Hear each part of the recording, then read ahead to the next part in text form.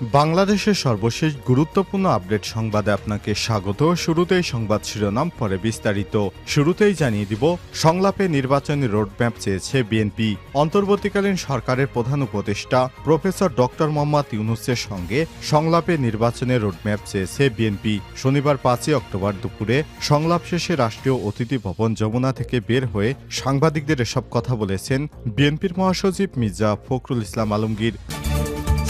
এরপর জানিয়ে দিব, রাষ্ট্র সংস্কারের রূপরেখা 9 অক্টোবর তুলে ধরা হবে বললেন বাংলাদেশ জামাত ইসলামের আমির। অন্তর্বর্তীকালীন সরকারের কাছে দুইটি রোডম্যাপ চেয়েছে বাংলাদেশ জামাত ইসলাম। একটি হচ্ছে সংস্কার, অন্যটি হচ্ছে নির্বাচনী রোডম্যাপ। শনিবার 5 অক্টোবর বিকেলে সংলাপ শেষে রাষ্ট্রীয় অতিথি ভবন যমুনা থেকে বের হয়ে সাংবাদিকদের এসব কথা বলেন বাংলাদেশ জামাত ইসলামের আমির ডা শফিকুর রহমান। এদিকে ছাত্র জনতার আন্দোলনে আহতদের জন্য বিদেশ থেকে চিকিৎসক আনা হচ্ছে বললেন স্বাস্থ্য উপদেষ্টা। ছাত্র জনতার আন্দোলনে আহতদের উন্নত চিকিৎসার জন্য বিদেশ থেকে চিকিৎসক আনা হচ্ছে বলে জানিয়েছেন স্বাস্থ্য উপদেষ্টা নূরজাহান বেগম। শনিবার 5 অক্টোবর জাতীয় বার্ন এবং প্লাস্টিক সার্জারি ইনস্টিটিউটে জুলাই আগস্ট আন্দোলনে আহতদের খোঁজ নেওয়ার পর সাংবাদিকদের তিনি সব কথা জানান।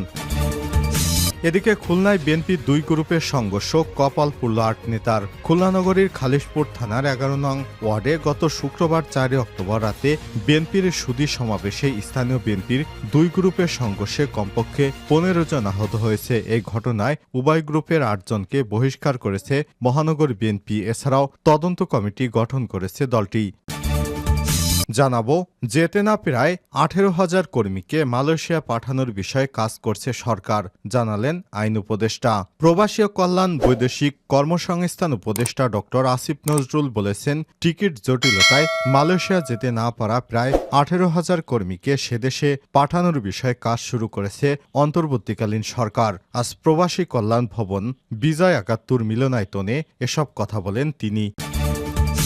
এবং সর্বশেষ জানিয়ে দিব, ইমরান খানের প্রধান ঘনিষ্ঠ মিত্র গ্রেপ্তার। পাকিস্তানের উত্তর পশ্চিমাঞ্চলীয় প্রদেশ খাইবার পাখতুনখোয়ায় মুখ্যমন্ত্রী এবং কারাবন্দীর সাবেক প্রধানমন্ত্রী ইমরান খানের প্রধান মিত্র আলী আমিন গন্ডারপুরকে ইসলামাবাদ থেকে গ্রেপ্তার করা হয়েছে।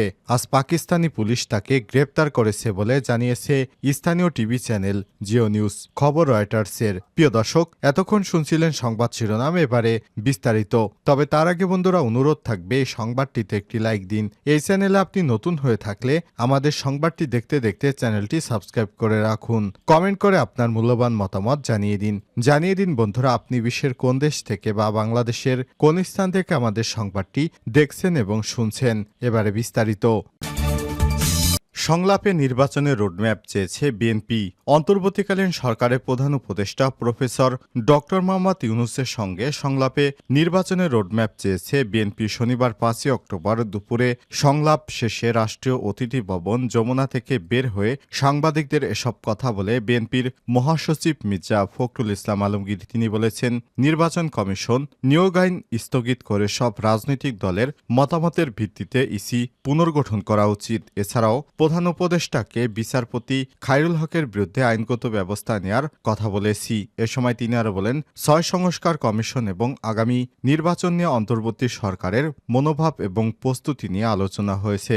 ইউনিয়ন পরিষদ বাতিল, প্রশাসন থেকে স্বৈরাচারী সরকারের দোসরদের সরানো এবং বিচার বিভাগের 30 জন বিচারকের অপসারণের দাবি জানানো হয়েছে। এছাড়াও এদের বিরুদ্ধে আইনগত ব্যবস্থা নেয়ার জন্য বলা হয়েছে। বিএনপির মহাসচিব বলেন, শেখ হাসিনা ভারত থেকে দলীয় প্রচারণা চালাচ্ছে। ভারতের সঙ্গে কথা বলে তাকে এ অবস্থা থেকে সরানোর জন্য উদ্যোগ নিতে প্রধান উপদেষ্টার কাছে আহ্বান জানানো হয়েছে। এ সময় তিনি বলেন, 6 সংস্কার কমিশন এবং আগামী নির্বাচন নিয়ে অন্তর্বর্তীকালীন সরকারের মনোভাব ও প্রস্তুতি নিয়ে আলোচনা হয়েছে। ইউনিয়ন পরিষদ বাতিল, প্রশাসন থেকে স্বৈরাচারী সরকারের দোসরদের সরানো এবং বিচার বিভাগের 30 জন বিচারকের অপসারণের দাবি জানানো হয়েছে। এছাড়াও এদের বিরুদ্ধে আইনগত ব্যবস্থা নিয়ে নেওয়ার জন্য বলা হয়েছে। বিএনপির মহাসচিব বলেন, শেখ হাসিনা ভারত থেকে দলীয় প্রচারণা চালাচ্ছে, এগুলো কোনোভাবেই চালাতে দেয়া যাবে না। এর আগে দুপুর 2:30টায় অতিথি ভবন যমুনায় প্রধান উপদেষ্টা ডক্টর মোহাম্মদ ইউনূসের সঙ্গে সংলাপ করে বিএনপির প্রতিনিধি দল মির্জা ফখরুল ইসলাম আলমগীরের নেতৃত্বে প্রতিনিধি দলে ছিলেন বিএনপির স্থায়ী কমিটির সদস্য ডক্টর আব্দুল মঈন খান, ডক্টর খন্দকার মোশারেফ হোসেন, মির্জা আব্বাস, নজরুল ইসলাম খান এবং সালাউদ্দিন আহমেদ। রাষ্ট্র সংস্কারের রূপরেখা 9 অক্টোবর তুলে ধরা হবে। জামাতের আমির অন্তর্বর্তীকালীন সরকারের কাছে দুটি রোডম্যাপ চেয়েছে বাংলাদেশ জামাত ইসলাম। একটি হচ্ছে সংস্কার, অন্যটি হচ্ছে নির্বাচনী রোডম্যাপ। শনিবার 5 অক্টোবর বিকেলে সংলাপ শেষে রাষ্ট্রীয় অতিথি ভবন যমুনা থেকে বের হয়ে সাংবাদিকদের এসব কথা বলেন বাংলাদেশ জামাত ইসলামের আমির ডাক্তার শফিকুর রহমান। ডাক্তার শফিকুর রহমান বলেন, অন্তর্বর্তীকালীন সরকারের কাছে দুটি রোডম্যাপের পাশাপাশি কিছু মৌলিক বিষয় সংস্কারের দাবি জানিয়েছি। আগামী 9 অক্টোবর জাতির সামনে কি কি সংস্কার প্রয়োজন তা তুলে ধরবে জামাত। পাশাপাশি দেশের আইন শৃঙ্খলা পরিস্থিতি নিয়ে বৈঠকের কথা বলেছেন তিনি বলেছেন, গত 3টা নির্বাচনে জাতি বঞ্চিত হয়েছে। আগামীতে জাতির সামনে একটা গ্রহণযোগ্য, সুষ্ঠু এবং শান্তিপূর্ণ নির্বাচন উপহার দেওয়ার পরিবেশ তৈরি করে দেওয়া মূল কাজ। সেজন্য মৌলিক বিষয়ে তাদের কিছু সংস্কার করতেই হবে। কি কি মৌলিক বিষয় সংস্কার করা উচিত সে বিষয়ে আমরা কথা বলেছি। জামাতের আমির বলেন, জনগণ এবং সরকার একসঙ্গে কিভাবে আইন শৃঙ্খলা পরিস্থিতি আরও উন্নত করতে পারি, সব ধরনের ষড়যন্ত্রের বিরুদ্ধে জাতিকে ঐক্যবদ্ধ রাখতে পারি, সেই বিষয়গুলো নিয়ে আমাদের কথাবার্তা হয়েছে।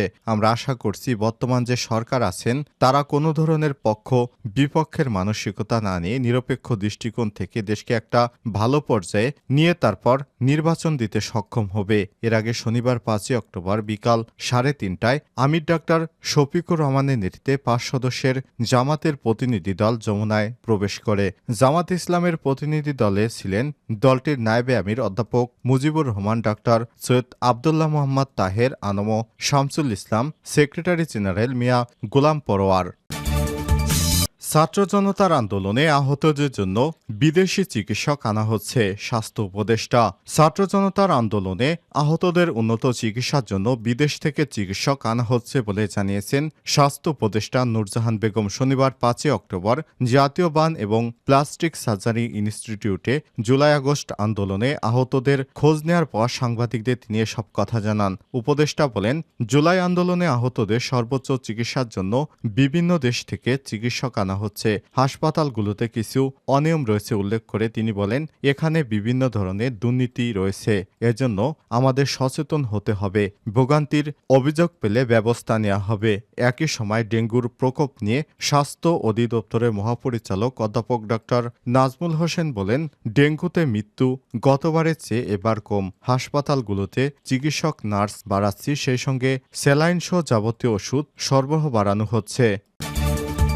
খুলনায় বিএনপির 2 গ্রুপের সংঘর্ষ, কপাল পুড়ল 8 নেতার। খুলনা নগরীর খালিশপুর থানার 11 নং ওয়ার্ডে গত শুক্রবার 4 অক্টোবর রাতে বিএনপির সুধী সমাবেশে স্থানীয় বিএনপির 2 গ্রুপের সংঘর্ষে কমপক্ষে 15 জন আহত হয়েছেন। এই ঘটনায় উভয় গ্রুপের 8 জনকে বহিষ্কার করেছে মহানগর বিএনপি। এছাড়াও তদন্ত কমিটি গঠন করেছে দলটি। পুলিশ এবং বিএনপির নেতাকর্মীরা জানান, খালিশপুর পিপলস গোলচত্বরে বিএনপির সুধী সমাবেশের আয়োজন করা হয়। সমাবেশ স্থলে সামনের চেয়ারে বসা ও মঞ্চে ওঠা নিয়ে বিএনপির নেতা সারোয়ার হোসেন ও যুবদল নেতা নাজমুল হক বাবুর সমর্থকরা তর্কে জড়িয়ে পড়ে। এক পর্যায়ে তা উভয় গ্রুপের মধ্যে সংঘর্ষে রূপ নেয়। এতে উভয় গ্রুপে কমপক্ষে 15 জন আহত হন। মহানগর বিএনপির আহ্বায়ক শফিকুল আলম মনা এবং সদস্য সচিব শফিকুল আলম তুহিন সহ অন্যান্য নেতারা উপস্থিত থাকার পর বিষয়টি শান্ত করেন। এই ঘটনায় সমাবেশ পণ্ড হয়ে যায়। খালিশপুর থানা বিএনপির সদস্য সচিব হাবিব বিশ্বাস বলেন, মঞ্চে ওঠা নিয়ে হাতাহাতি হয়েছে, এতে কয়েকজন আহত হন। তিনি হাসপাতালে তাদের দেখতে গিয়েছিলেন। খালিশপুর থানার ওসি রফিকুল ইসলাম জানান, বিএনপির সমাবেশে তাদের নিজেদের মধ্যে সামান্য হাতাহাতি হয়েছে। এখন কেউ থানায় কোনো অভিযোগ করেনি। এদিকে সংঘর্ষে 11 ওয়ার্ড বিএনপির যুগ্ম আহ্বায়ক মোহাম্মদ সারোয়ার হোসেন, স্বেচ্ছাসেবক দলের সাধারণ সম্পাদক তুহিন, ছাত্র দলের যুগ্ম সম্পাদক ইয়াসিন মোল্লা, যুবদলের সাধারণ সম্পাদক রেজাউল করিম, যুবদল নেতা শফিকুল রফিকুল ইসলাম যুবদলের সদস্য দিদার বিশ্বাস ও মোহাম্মদ সোহেল ৮ নং ওয়ার্ড স্বেচ্ছাসেবক দলের আহ্বায়ক মোহাম্মদ নুরুজ্জামান ও বিএনপির সদস্য শহীদসহ ১৫ জন আহত হন। তাদেরকে খুলনা মেডিকেল কলেজ হাসপাতালে ভর্তি করা হয়েছে।